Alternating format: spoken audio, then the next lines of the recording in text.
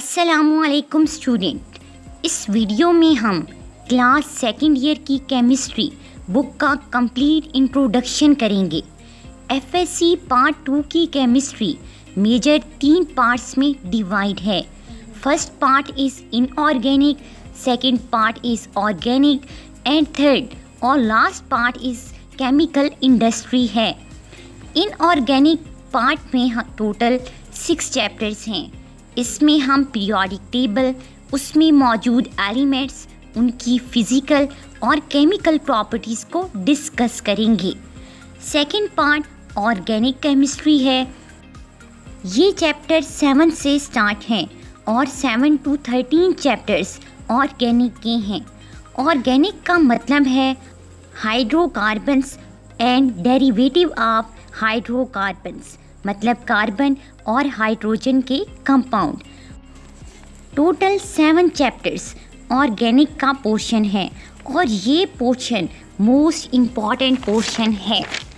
इसके बाद student chapter number 14 है जिसका नाम है मैक्रो मॉलिक्यूल्स, मतलब बहुत बड़े मॉलिक्यूल्स।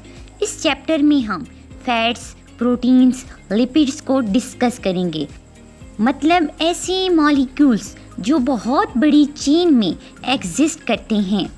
इसके बाद थर्ड और लास्ट पार्ट है केमिकल इंडस्ट्री।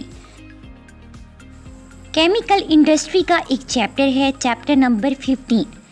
इसमें ऐसी इंडस्ट्रीज़ को बताया गया है जो पाकिस्तान में मौजूद हैं।